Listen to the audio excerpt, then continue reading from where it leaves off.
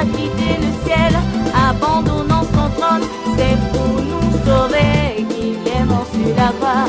Christ a quitté le ciel, abandonnant son trône. C'est pour nous sauver qu'il est mort sur la croix. Victoire, alléluia. Chantons, crions de joie. Jésus-Christ est sorti du tombeau. Victoire, alléluia. Chantons, crions de joie. Jésus-Christ est sorti du tombeau. Jésus, tu es venu pour me donner la vie par ta force et ta résurrection. Car l'eau qui a coulé de ta précieuse croix m'a changé, transformé pour la vie. Jésus-Christ est vraiment le sauveur, l'envoyé du Dieu vivant. Que l'a élevé. Shalom, shalom, shalom, peuple de Dieu, que la grâce de Yahvé soit avec vous. Nous sommes heureux de vous retrouver sur la 93.9, la radio Nord-Sud. Que Dieu vous bénisse. Alors, nous accusons un petit retard, veuillez nous excuser. Nous allons, sans plus tarder, passer, n'est-ce pas, à la parole. Mais avant cela, nous voulons adresser nos salutations et, n'est-ce pas, notre Saint Shalom à tous nos auditeurs à l'écoute, nos auditeurs de Cameroun, Mbam et Bolova. Le Seigneur vous bénisse. Shalom à vous. Shalom à nos éditeurs de la Guinée équatoriale, plus précisément à Bibéine, et notre frère Raphaël et son fan club qui prêtent vraiment leur attention particulière à cette émission. Shalom également à nos frères d'Oyem. Nous pensons à André Nkolo. Shalom à nos frères et sœurs de Mévoul. Nous pensons à Jules du Mévoul. Jules, Dieu te bénisse, qu'il te bénisse abondamment pour vraiment cette attention particulière que tu accordes à cette émission et également les bonnes choses qui sont en vue pour l'avenir. Dieu te bénisse. Nous bénissons également le Seigneur pour nos frères et sœurs de Meyokier. Nous pensons à Maman Louise de Meyokier. Maman, Dieu te bénisse, que sa grâce soit avec toi et avec tous nos frères et sœurs. Nous bénissons également nos frères et sœurs qui séjournent ici à Bitam et qui prêtent un intérêt particulier à notre émission. Dieu vous bénisse. Saluons également tous nos officiels à l'écoute. Nous saluons également nos civilités à l'endroit notamment du préfet du département d'Ontem, le commandant de brigade, commandant de compagnie, le chef d'antenne de la documentation, chef des quartiers, chef des cantons et tous les responsables ecclésiastiques à l'écoute. Dieu vous bénisse. Alors, notre thème aujourd'hui, c'est le mystère de cette parole de Jésus à la croix. Le mystère de cette parole de Jésus à la croix. Alors, Jésus à la croix prononçait cette parole qui révèle, n'est-ce pas, la profondeur de notre délivrance, qui révèle ici, n'est-ce pas, notre restauration et notre affranchissement total. Avant de penser à notre message, nous, c'est l'Église biblique du retour de Jésus-Christ, à sa tête, le premier responsable, Papa Olomo Mangomo Dominique. L'émission s'intitule Ainsi parle l'Éternel, l'émission proposée par l'Église biblique du retour de Jésus et réalisée par Papa Olomo Mangomo Dominique. Dieu bénit son serviteur. Présenté par le prophète Jean Armagnoïté, prophète roi Jean. Frères et sœurs, alors, notre texte est tiré du livre de Luc, le chapitre 23, le verset 34. Luc, chapitre 23, verset 34, nous parlons aujourd'hui des mystères des 7 paroles de Jésus à la croix. Le mystère des 7 paroles de Jésus à la croix. Chacune des paroles de Jésus à la croix révèle notre délivrance, révèle notre restauration, révèle notre affranchissement. Il est important de noter cela, ça pourra vous servir à une exhortation. Alors, de l'autre côté de la belle vitrée, nous avons notre technicien du jour, Juvenal Zoué Akoué. C'est lui qui va nous accompagner, nous assister durant tout au long de cette émission. Si vous avez une bonne qualité d'écoute, c'est grâce à ces doigtés magiques qui nous permettront, n'est-ce pas, d'avoir une bonne écoute radiophonique. Luc chapitre 23, verset 34, je vais lire. Luc 23, verset 34. Alors, il est écrit ceci. Jésus dit, « Père, pardonne-leur, car ils ne savent ce qu'ils font. » Père, pardonne-leur, car ils ne savent ce qu'ils font. Il s'est partagé ses vêtements en tirant au sort. Père, pardonne-leur, ils ne savent pas ce qu'ils font. Alors, la première parole que Jésus prononce à la croix, il demande à Dieu de pardonner à ses bourreaux, de pardonner à ceux-là qui étaient en train d'exécuter ce châtiment, n'est-ce pas, sur la personne de notre Seigneur Jésus, puisqu'il est écrit que le châtiment qui nous donne la paix est tombé sur lui. Jésus était en train de subir un châtiment qui était réservé aux bandits, aux gangsters, aux brigands. La parole de Dieu déclare qu'il n'avait rien fait. Il n'a rien fait. Il était comme une brebis muette et on l'a conduit à la boucherie. Il n'a pas dit un mot. Jésus n'avait pas péché. Jésus n'avait rien fait de mal. Son seul crime, il a fait du bien aux gens. Son seul délit, il a guéri les malades. Son seul délit, il a dit qu'il est le Fils de Dieu. Mais dans le fond, il est le Fils de Dieu. Il est le Fils de Dieu. Et la parole de Dieu le déclare en Jean chapitre 3, le verset 16, « Car Dieu a tant aimé le monde qu'il a donné son Fils unique, afin que quiconque croit en lui ne périsse pas, mais qu'il ait la vie éternelle. » Jésus est le Fils unique de Dieu. Fils unique de Dieu par rapport au corps humain avec lequel il est venu sur terre. Jésus est venu sur terre avec le corps humain. Les prophètes avaient annoncé sa venue et les prophètes avaient dit, « La Vierge tombera enceinte, elle mettra au monde un fils et on lui donnera le nom d'Emmanuel. » Ce qui signifie Dieu avec vous, Dieu avec nous. Emmanuel signifie Dieu avec nous. Donc Dieu devait venir sur terre et être avec les hommes. Mais comment? Dans quelle tenue? Dans quel accoutrement? Dans quelle manifestation? Dieu devrait venir dans un corps humain. Dieu est venu dans une enveloppe charnelle. Il s'est déguisé. Il a pris le corps humain pour venir. C'est la manifestation de ce corps humain qu'il appelle fils, parce que ce corps a été engendré.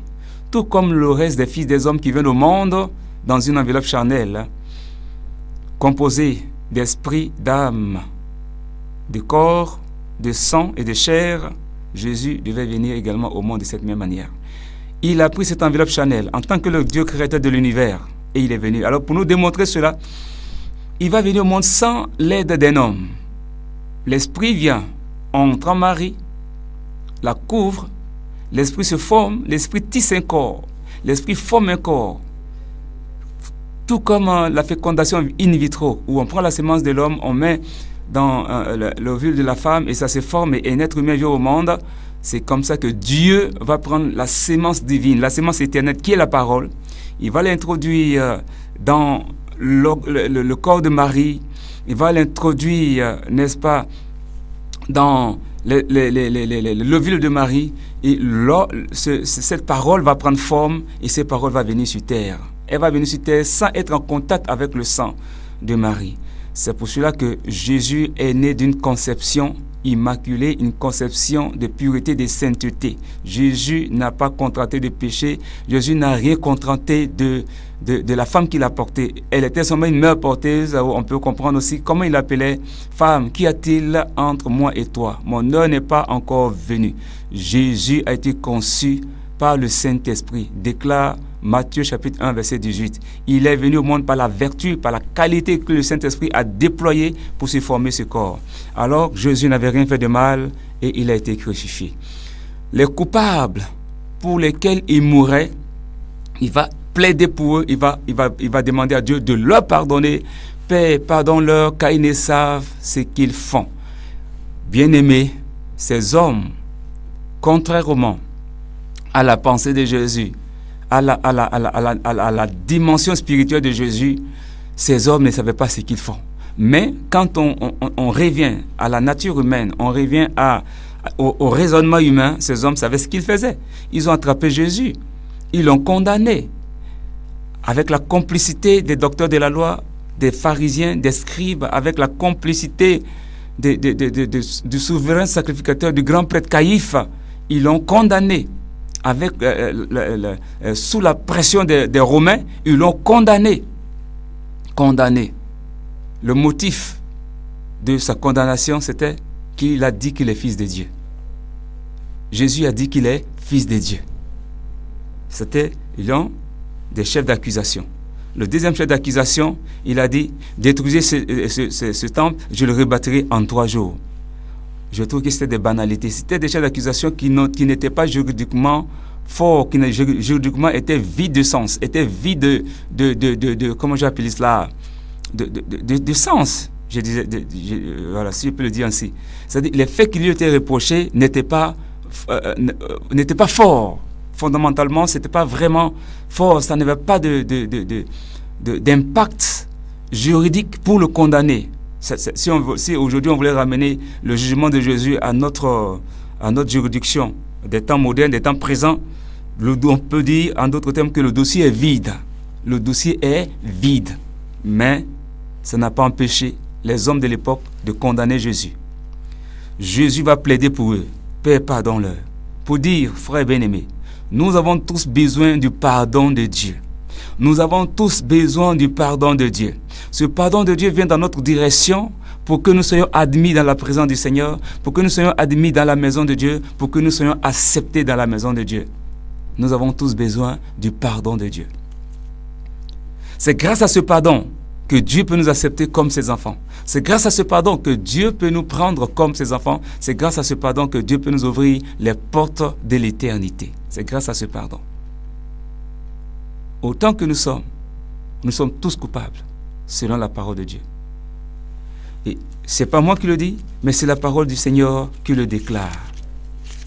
En Romains chapitre 3, le verset 23 dit ceci, 23 à 24, car tous ont péché et sont privés de la gloire de Dieu.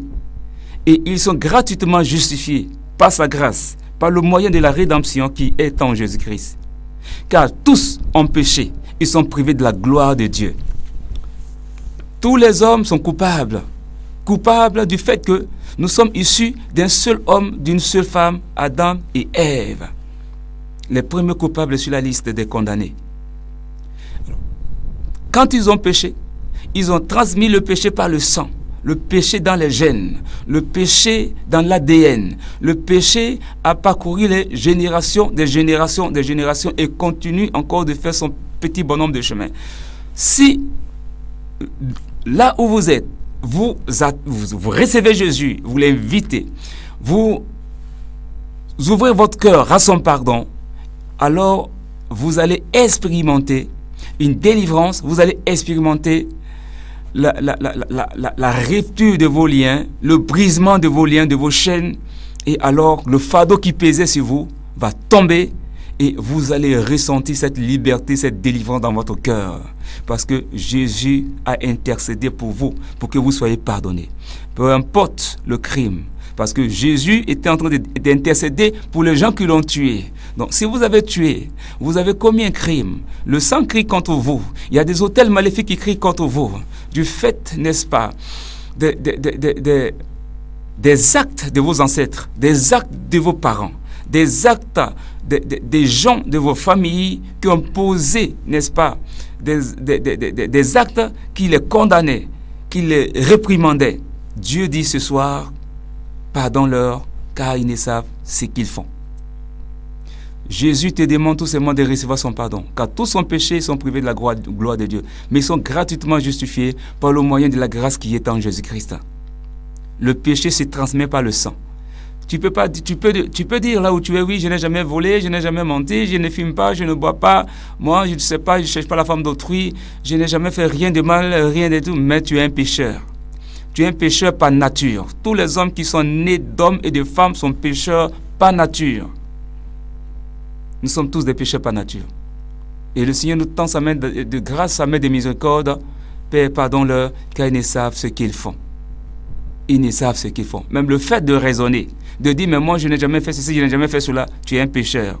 Ça, c'est juste le fruit de l'orgueil, c'est juste le fruit de la suffisance humaine, c'est juste le fruit de l'abus du moi, l'abus du soi personnel, du soi charnel.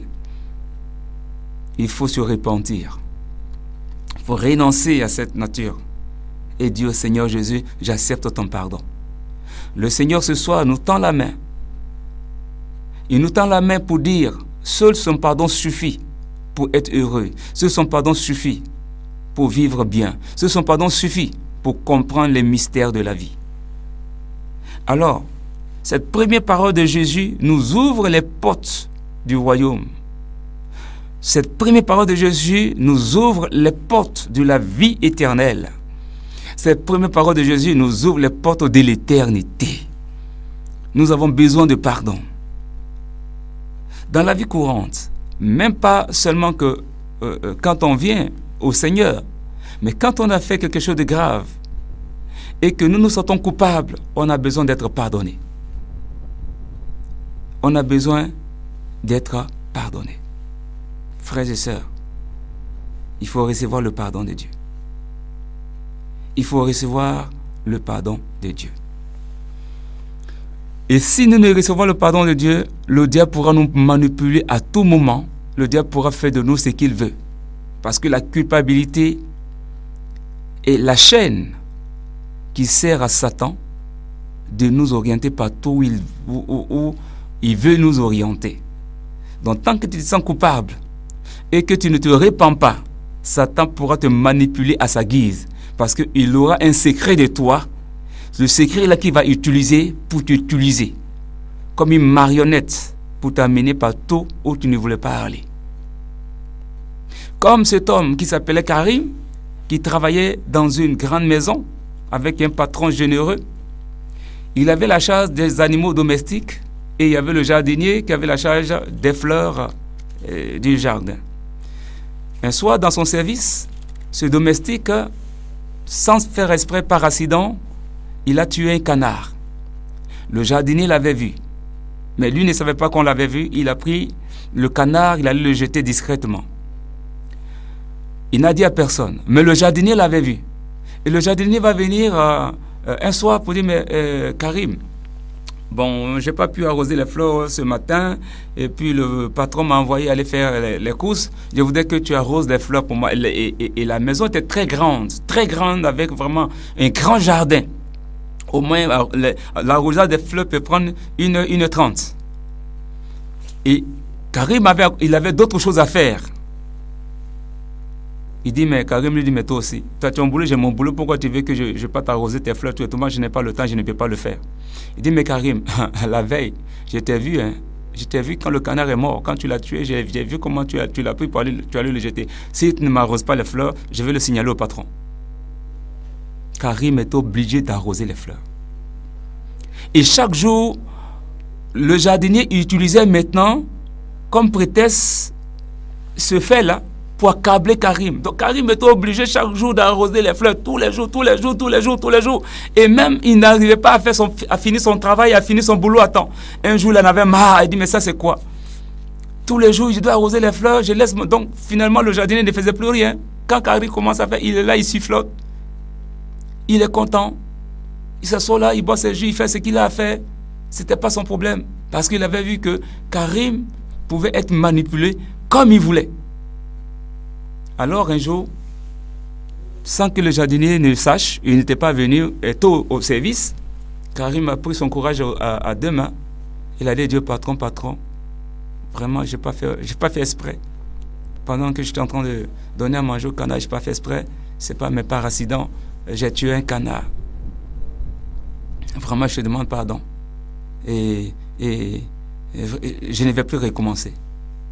Le patron dit, oh Karim, pour un canard, mais c'est rien. Je demande pardon.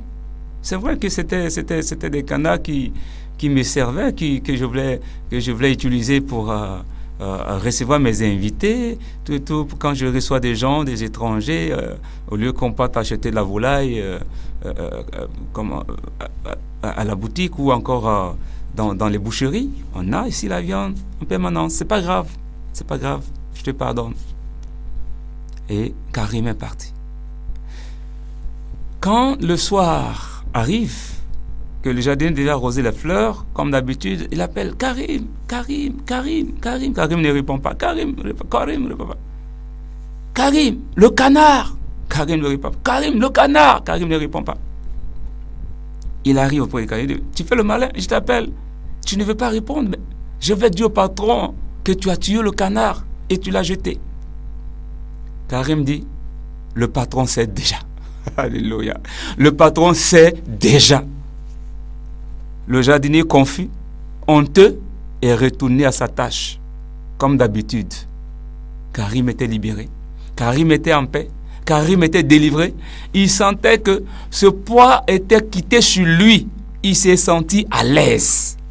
Frère, tant que vous ne confessez pas une faute, le diable prendra cela pour vous téléguiser, pour vous manipuler, pour dire qu'on a besoin d'être à l'aise dans notre marche avec le Seigneur. Père, pardonne-leur car ils ne savent ce qu'ils font. Luc chapitre 23, verset 34. La deuxième parole du Seigneur Jésus, c'est « Aujourd'hui tu seras avec moi dans le paradis ». Ce texte est tiré du Luc de livre, le chapitre 23, le verset 45.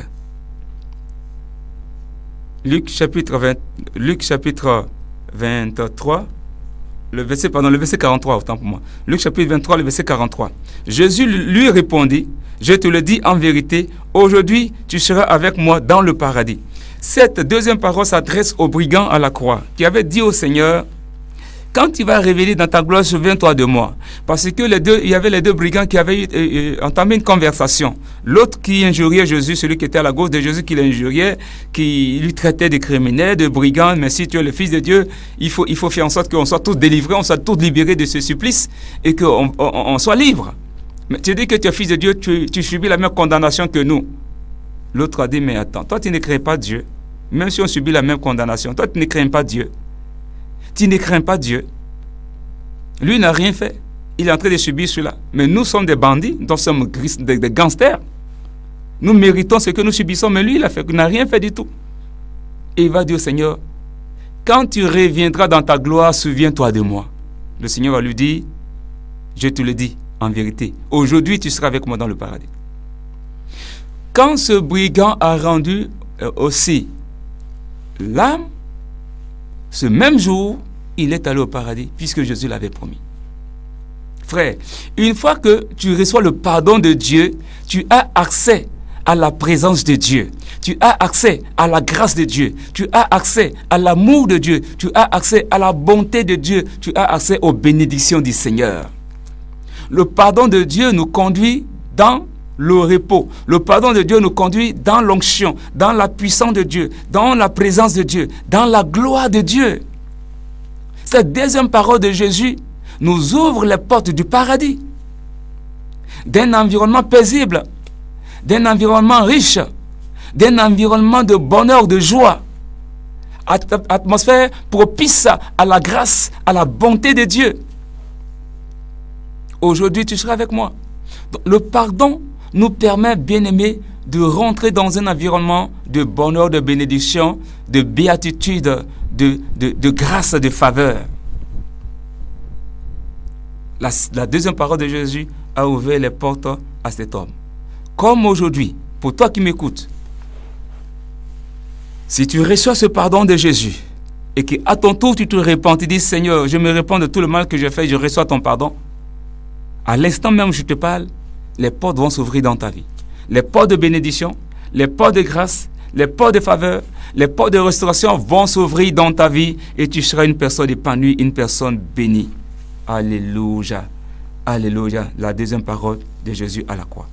La troisième parole de Jésus à la croix se trouve dans le livre de Jean, Jean chapitre 19, le verset 26 à 27 que nous allons lire. Jean chapitre 19, Jean chapitre 19, Jean chapitre 19, le verset 26 à 27, je lis. Jésus, voyant sa mère auprès d'elle, le disciple qu'il aimait, dit à sa mère, femme, voilà ton fils. Puis il dit au disciple, voilà ta mère. Et dès ce moment, le disciple l'a pris chez lui. Frère bien-aimé, la troisième parole de Jésus que Jésus prononce dit, femme, voilà ton fils. Femme, voilà ton fils. C'est formidable. Puis il dit aux disciples, voilà ta mère. Frère bien-aimé, quand le pardon a été donné et quand la porte du paradis t'a été ouverte, Dieu te confie maintenant à quelqu'un qui va prendre soin de toi. Tu as besoin d'être encadré, tu as besoin d'être enseigné, tu tu as besoin d'être instruit. Tu as besoin, frère bien-aimé, de marcher dans les pas de Jésus, de marcher dans les pas de la spiritualité, de marcher dans les pas de la pensée céleste, la pensée divine. Frère bien-aimé, tu as besoin d'être confié à quelqu'un. Aujourd'hui, les brebis du Seigneur sont comme sans berger parce qu'ils ne sont pas confiés à des personnes qui en ont réellement le souci. Ils ne sont pas confiés à des personnes qui en prennent réellement soin. Le frère ne vient plus à l'église, ça n'intéresse personne. La sœur ne vient plus dans la maison de Dieu, ça n'intéresse personne. La sœur ne prie plus, ça n'intéresse personne. Le frère ne prie plus, ça n'intéresse personne. On peut faire 1 semaine, 2 semaines sans voir le frère, sans voir la sœur en question. On préfère qu'elle se garde dans le monde. On préfère qu'elle se perde. On préfère que le diable en fait sa proie. Voici la mentalité démoniaque qui anime aujourd'hui l'église de Jésus-Christ. Frère bien-aimé, ça ne doit pas être ainsi. Quand on a reçu le pardon de Dieu, quand le Seigneur nous a ouvert la porte de son royaume, la porte de sa maison, il voudrait bien qu'on soit encadré, il voudrait bien qu'on soit suivi, il voudrait bien qu'on soit nourri spirituellement, il voudrait bien qu'on nous montre, n'est-ce pas, dans les Saintes Écritures, ce que nous devons savoir pour prendre notre envol comme des aigles. Frère, Dieu ne nous appelle pas à être des nains spirituels, des gens qui ne grandissent pas, qui ont la même taille pendant des années. Non. Nous ne sommes pas des enfants, comment je vais appeler cela, des enfants terribles. Comme on avait à l'école primaire, on avait une histoire qu'on étudiait en Côte d'Ivoire. On parlait de cet enfant qu'on appelait Tienik Banani. Tienik Banani qui est né avec des dents dans la bouche. Quand sa mère l'a mis au monde, il est né avec les dents dans la bouche. On a aussi une histoire comme ça du côté du Dakar avec le Kirikou, l'enfant terrible, qui est né avec tout. Hein, tout dans sa bouche. Il est né, il a commencé à courir, il est né, il a commencé à parler, il est né, il a commencé à poser des questions. On a aussi cette petite histoire-là qui fait partie, n'est-ce pas, des contes et traditions dans notre culture. Cette histoire nous a bercé, cette histoire nous a fait beaucoup rêver à penser à ces enfants courageux, cet enfant qui naît, qui est courageux, qui n'a pas peur, qui affronte le danger, qui lance des défis aux géants, aux monstres et qui délivre son village, qui délivre sa famille du monstre qui menaçait. Vous voyez, nous ne sommes pas des enfants terribles. Pour rester là au même niveau, il fait des exploits. Non. Dans la marche avec le Seigneur, il faut évoluer pour faire des exploits. Tu dois quitter le niveau 1. Ensuite le niveau 2, ensuite le niveau 3, ensuite le niveau 4, le niveau 5, le niveau 6, le niveau 7 pour faire des exploits. Tu ne peux pas rester au même niveau et faire des exploits. Non, frère bien-aimé. Donc Jésus confie ici sa mère à un disciple. Il confie ici le disciple à sa mère. Mais voilà ton fils. Mais voilà ton fils. Femme, voilà ton fils. Puis il dit au disciple, voilà ta mère. Femme, voilà ton fils.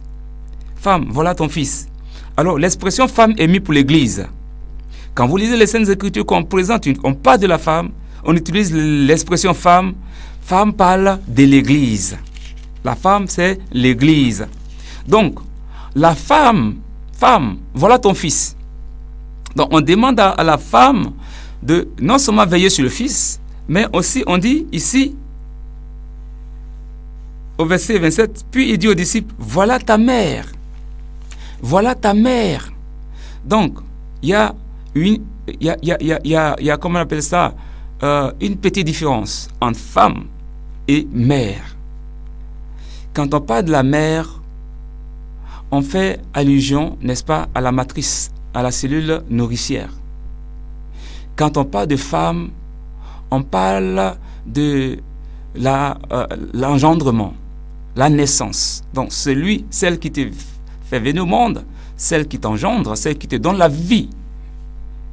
Donc, la femme donne naissance ici un fils dont elle doit prendre soin. Elle doit le conseiller, elle doit l'encadrer. Donc ici, c'est le rôle de l'Église d'encadrer les fils. L'Église met au monde des fils. Pourquoi? Parce que c'est dans l'Église que Dieu donne le Saint-Esprit aux disciples qui deviennent des fils. Car tous ceux qui sont conduits par l'Esprit de Dieu sont des fils de Dieu. La femme, c'est l'Église. Comme le dit Éphésiens chapitre 5. Éphésiens chapitre 5, à partir du verset 25. Marie, aimez vos femmes comme Christ a aimé l'Église. Donc, vous voyez le parallèle entre la femme et l'Église. Marie, aimez vos femmes comme Christ a aimé l'Église. Et s'est livré lui-même pour elle. Afin de la sanctifier. Donc, ici, on ne parle pas de mère, on ne parle pas d'épouse, on parle de femme. Afin de la sanctifier par la parole, après l'avoir purifiée par le baptême d'eau. Afin de faire paraître devant lui cette Église glorieuse, sans tache, ni ride, ni rien de semblable, mais sainte et irrépréhensible. C'est ainsi que les maris doivent aimer leurs femmes comme leur propre corps. Celui qui aime sa femme s'aime lui-même. Je vais continuer pour verset 29. Car jamais personne n'a haï sa propre chair, mais il la nourrit et en prend soin, comme Christ a fait pour l'Église. Toujours le parallèle entre femme et Église, entre la femme et l'Église. Parce que nous sommes membres de son corps. C'est pourquoi l'homme quittera son père et sa mère et s'attachera à sa femme, et les deux deviendront une seule chair. Ce mystère est grand. Je dis cela par rapport à Christ et à l'Église. Alléluia. Je dis cela par rapport à Christ et à l'Église. Donc la femme représente l'Église, l'homme représente Christ. Donc si Jésus s'est donné pour l'Église, son épouse, sa femme, pourquoi toi, homme, tu ne veux pas te donner pour ta femme, faire des sacrifices pour ta femme, te donner pour elle? Tout comme la femme, tu dois obéir à ton époux qui est l'image de Christ. L'Église ne peut pas discuter avec Christ. Christ ne peut pas dire faire ceci et l'Église refuse. Christ ne peut pas donner à l'Église à l'ordre d'aller et l'Église dit non, je ne veux pas. Donc ici, cette responsabilité que Jean confie à la femme est la responsabilité que Dieu recommande à l'Église d'encadrer les fils. Ceux-là qui sont baptisés du Saint-Esprit et qui maintenant ne marchent plus selon la convoitise de ce monde, mais qui marchent selon le principe de Christ, selon le principe de Dieu. Romains chapitre 8, le verset 14 dit, « Car tous ceux qui sont conduits par l'Esprit de Dieu sont fils de Dieu. » Donc la femme met au monde des fils, des gens qui sont conduits par l'Esprit, déconnectés de la terre, déconnectés de la chair. Donc cette troisième parole de Jésus nous montre la responsabilité de l'Église à s'occuper des fils. Et les fils de se rabattre sur la cellule nourricière, c'est-à-dire à être présents dans l'Église, à se nourrir de la parole dans l'Église, à se faire enseigner dans l'Église, à se faire encadrer dans l'Église.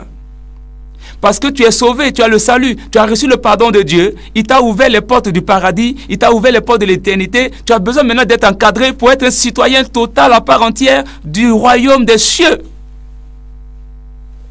Voici ce à quoi le Seigneur nous appelle.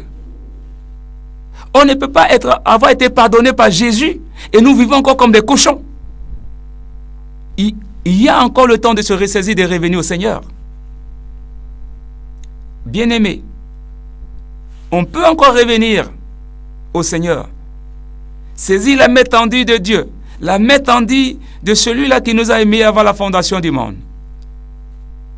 Et nous attacher à cette première parole qui nous libère du poids du péché, du poids de la culpabilité et qui nous fait rentrer dans le règne de Dieu. Aujourd'hui, tu seras avec moi dans le paradis. Femme, voilà ton fils. Nourris-le. Prends soin de lui, encadre-le. Fils, voilà ta mère, sois présent à ses côtés. Fais-toi encadrer, fais-toi guider, fais-toi instruire. Suis son éducation, suis l'encadrement. Cette troisième parole de Jésus est riche et profonde de sens. Alors, frères bien-aimés, quand Jésus se déconnecte de cette femme, en tant que lui, le Fils de l'homme, il va éprouver un besoin. Et c'est ce besoin que nous éprouvons nous tous quand nous quittons maintenant le monde et que nous sommes placés maintenant sous la conduite, sous la responsabilité d'un guide spirituel, d'un mentor spirituel ou de l'encadrement de l'Église. Jésus va dire ceci. Mon Dieu, pourquoi m'as-tu abandonné? Matthieu chapitre 27, verset 46 à 47. On va voir cette quatrième parole de Jésus. La quatrième parole de Jésus, Matthieu 27, verset 46 à 47. Donc, le thème c'est les 7 mystères des paroles de Jésus à la croix. les 7 mystères des paroles de le mystère des 7 paroles de Jésus à la croix, autant pour moi. Le mystère des 7 paroles de Jésus à la croix. Nous sommes maintenant à la 4e parole. Matthieu 27, versets 46 à 47. Matthieu 27, 46 à 47. Nous allons lire cette 4e parole de Jésus à la croix. La 4e parole de Jésus à la croix, Matthieu 27, 46 à 43. Je lis. 46 à 43, il est écrit ceci. Et vers la 9e heure, Jésus s'écria d'une voix forte, Élie, Élie, lama sabachthani, c'est-à-dire, mon Dieu, pourquoi m'as-tu abandonné? Quelques-uns de ceux qui étaient là, l'ayant entendu dire, il appelle Élie. Élie, Élie, lama sabachthani. Comment est-ce que Jésus peut ressentir un abandon de la part de son Père? Comment est-ce qu'il peut ressentir un abandon de la part de son Père? Cette parole tout simplement met en lumière, n'est-ce pas, le vide que nous ressentons. Le vide que nous ressentons lorsque nous quittons le monde et que nous rentrons maintenant dans le règne spirituel. Nous rentrons maintenant dans un environnement spirituel. Nous sentons un vide, nous sentons comme un abandon, nous sentons comme quelque chose nous a quittés. On se déconnecte de l'amour du monde, on se déconnecte de l'amour des biens matériels, on se déconnecte de l'amour charnel. Et maintenant, quand nous sommes déconnectés de l'amour charnel, c'est à ce moment que nous sentons réellement le vide dans l'esprit. Donc, cette absence vide-là, c'est quand nous avons réalisé que le contrat de la chair avec la matière, avec les choses matérielles, a été supprimé.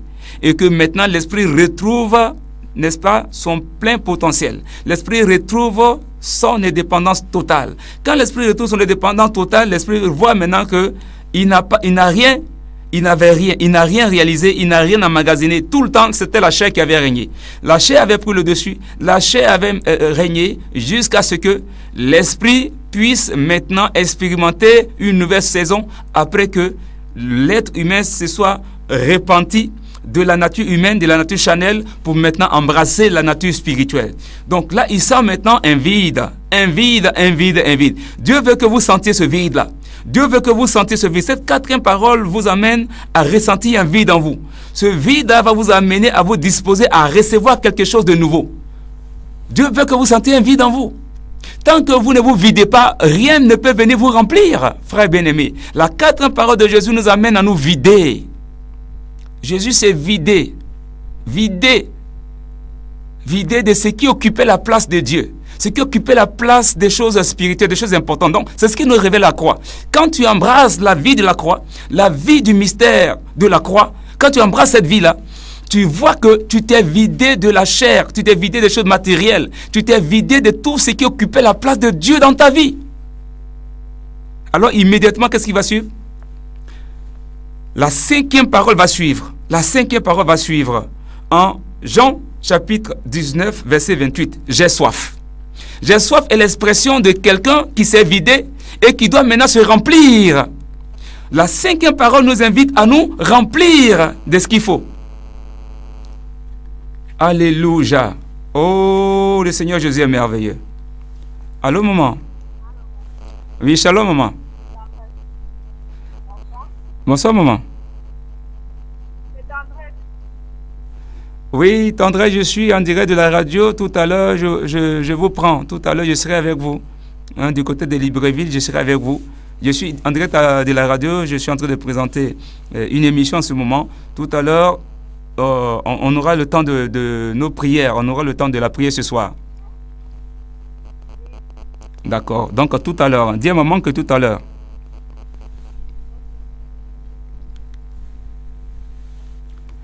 Alors, frère bien-aimé, voilà que le Seigneur Jésus va nous introduire dans cette 5e parole pour nous dire que le vide qu'on a ressenti à nous, c'était cette fois-ci maintenant, on doit chercher à se remplir.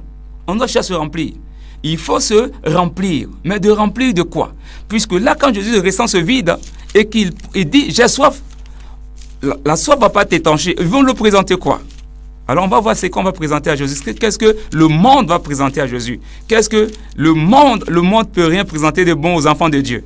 Si tu es un fils de Dieu, que tu as soif, que tu te tournes vers le monde, ta déception sera grande parce que le monde n'aura rien pour étancher ta soif. Jean chapitre 19, nous allons lire Jean chapitre 19, le verset 28. Nous lisons ensemble ceci. Après cela, Jésus, qui savait que tout était déjà accompli, dit, afin que l'écriture fût accomplie, j'ai soif. Il y avait là un vase plein de vinaigre. Les soldats en remplirent une éponge et l'ayant fixé à une branche d'hysope, ils l'approchèrent de sa bouche. Verset 30. Quand Jésus eut pris le vinaigre, il dit, tout est accompli. Baissant la tête, il rendit l'esprit. Donc, on lui a présenté du vinaigre. Dans d'autres versions, on dit, quand on lui a donné le vinaigre, il n'a pas pris.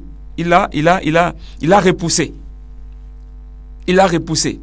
Voyez-vous, le monde ne peut pas étancher votre soif. Le monde ne pourra jamais étancher votre soif. La soif que vous avez n'est pas une soif matérielle, des choses matérielles. La soif que Jésus éprouvait, ce n'est pas une soif matérielle, ce n'est pas une soif charnelle. Quand vous expérimentez la vie de la croix, quand vous vous chargez de la croix, la croix vous permet de emprunter le chemin de la quête du spirituel, le chemin de la quête de Dieu. La croix vous libère, vous débarrasse de toutes les choses charnelles. Et c'est alors que votre soif spirituelle grandit. Votre soif spirituelle se développe. Et la soif et la faim spirituelle se développent.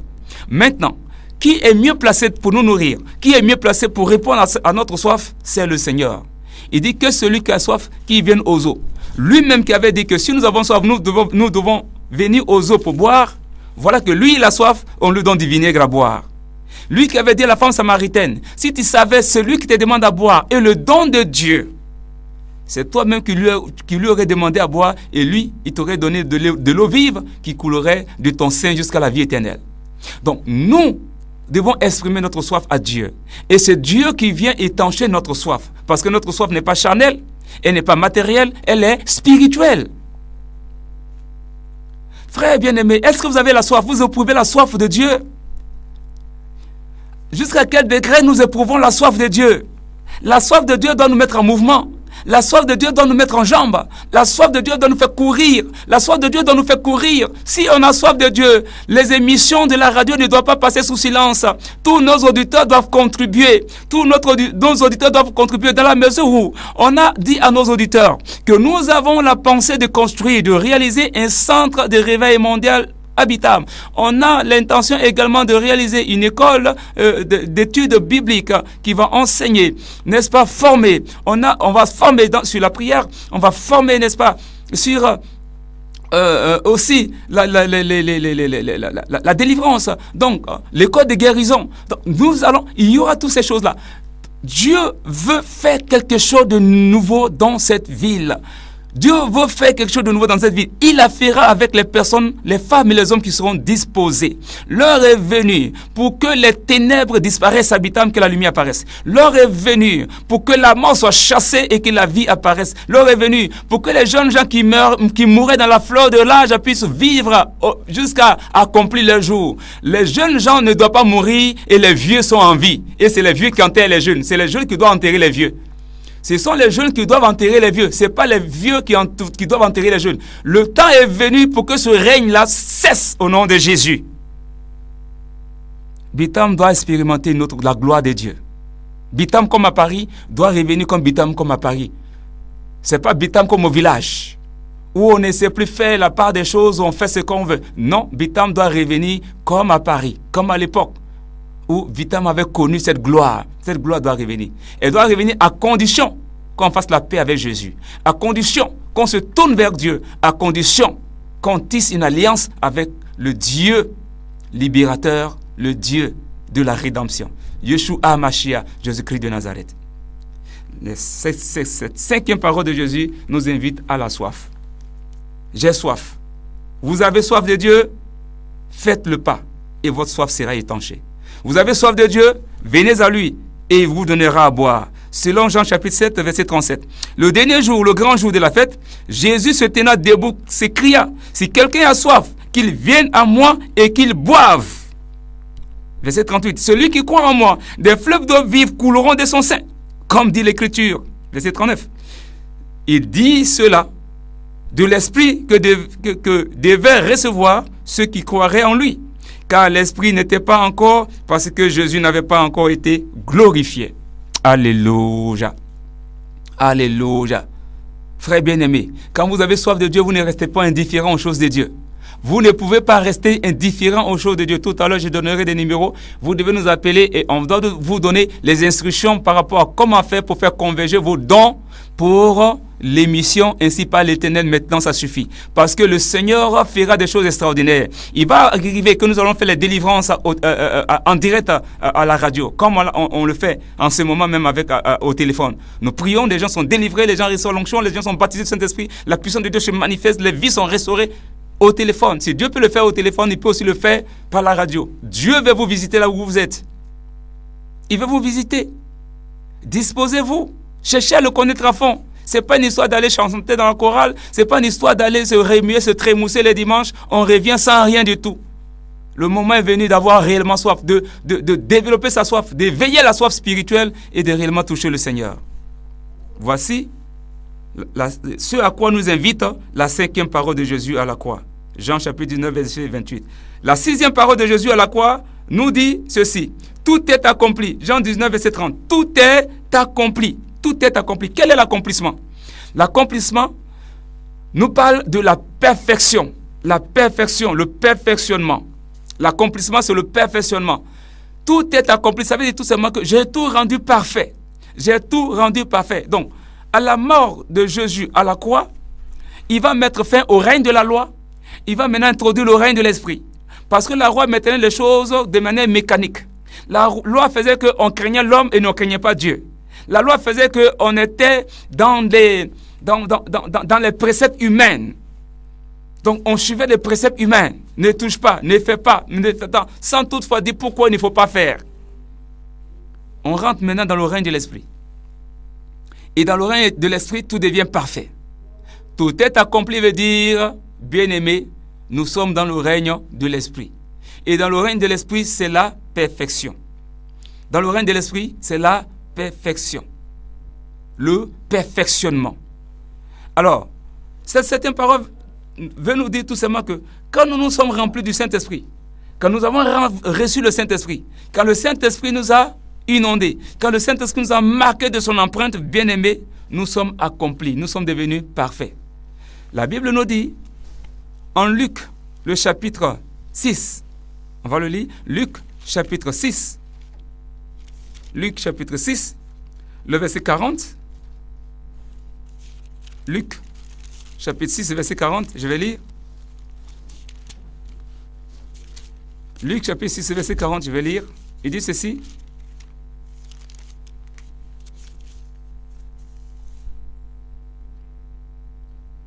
Le disciple n'est pas plus que le maître, mais tout disciple accompli sera comme son maître. Le disciple n'est pas plus que le maître, mais tout disciple accompli sera comme son maître. Alors, la septième parole de Jésus nous amène, n'est-ce pas, à la réalisation parfaite. Le disciple doit être accompli, il doit être à l'image du maître. Ça veut dire, je ne vais pas à l'église pour être un religieux qui reste un simple religieux, qui reste un apprenant, qui n'arrive jamais à la connaissance, qui reste au même niveau. Le disciple doit être comme son maître, à l'image de son maître. Mais si le maître lui-même, il n'est pas à un palier, lui-même il est au CP1, il est au primaire, il est au préscolaire, qu'est-ce que le maître peut t'apporter? Il va t'impacter avec quoi? Le maître va t'impacter avec quoi? Avec zéro. Avec zéro. Il faut que le disciple arrive à être comme le maître. Il faut que le disciple arrive à un niveau d'impactation. Le maître doit impacter. Donc, quand le maître impacte le disciple aussi arrive au même niveau d'impactation que le maître. Donc, le disciple devient comme le maître. Voilà la pensée de Jésus. La sixième parole de Jésus nous invite, bien aimés, à développer, n'est-ce pas, une attitude de perfectionnement. Comme le maître, à l'image de notre maître. Qui a été notre maître? Qui nous a montré qu'on doit jeûner? Qui nous a appris qu'on doit prier? Qui nous a appris qu'on doit s'éloigner des choses du monde? Qui nous a appris qu'on doit vivre une vie rangée? Une vie vraiment exemplaire? Une vie qui reflète le modèle du ciel?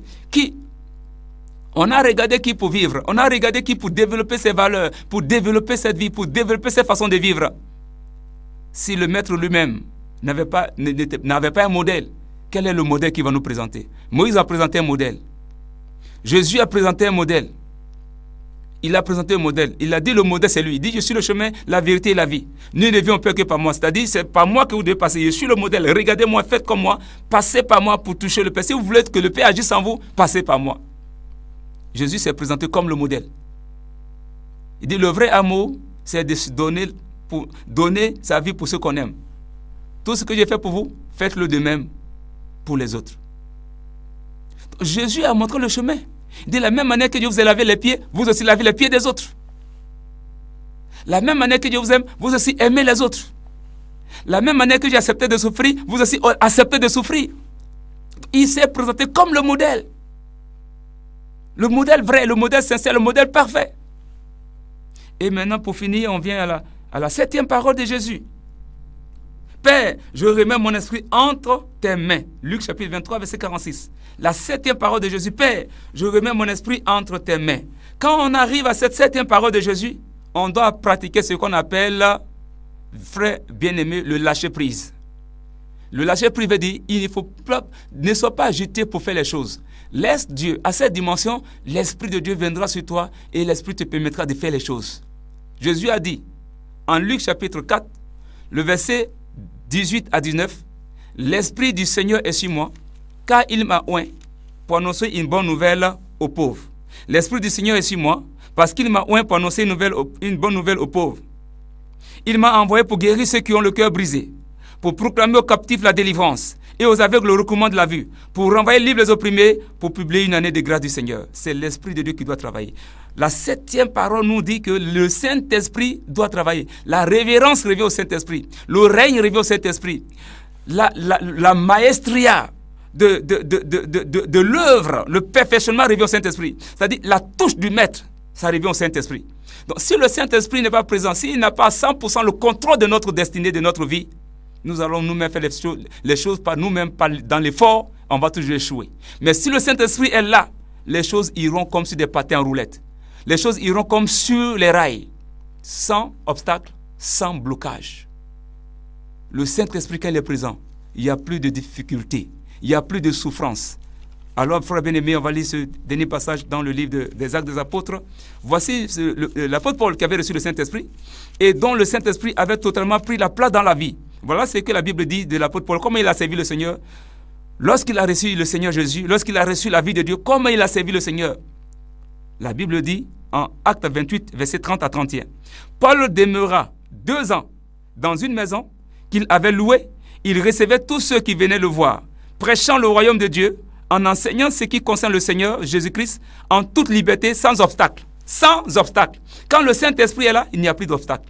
Que Dieu vous bénisse et que le Saint-Esprit prenne le contrôle de votre vie. Que cette 7e parole de Jésus vous amène à comprendre que le Saint-Esprit doit réellement régner en vous et vous amener à faire l'œuvre de Dieu sans obstacle, sans dette, sans crédit, sans difficulté financière, sans manque, sans rien, sans déficience sur le plan de la santé, sans complexe, sans obstacle. Que le Saint-Esprit vous aide à le servir ainsi. Que Dieu vous bénisse, que sa grâce abonde sur vous. Alors je vais prier rapidement pour vous et nous allons nous séparer. Tendre Père, merci pour ton peuple qui a été à l'écoute. Nous avons ce soir étudié le mystère des 7 paroles du Seigneur Jésus-Christ à la croix. Que ces 7 paroles, ô Seigneur, remplies de l'onction et de la puissance de Dieu, permettent à tes enfants d'expérimenter, Seigneur, les 7 paliers de l'explosion de la gloire, les 7 paliers de la liberté, les 7 paliers de la restauration, les 7 paliers de la victoire, et que le Saint-Esprit prenne le contrôle total et définitif de leur vie. Au nom de Jésus-Christ de Nazareth, merci de les amener à être, Seigneur, actifs et à rentrer dans la vision du ciel. Au nom de Jésus. Amen. Alors prenez nos contacts rapidement, le 06 83 24 78, 06 83 24 78, le 07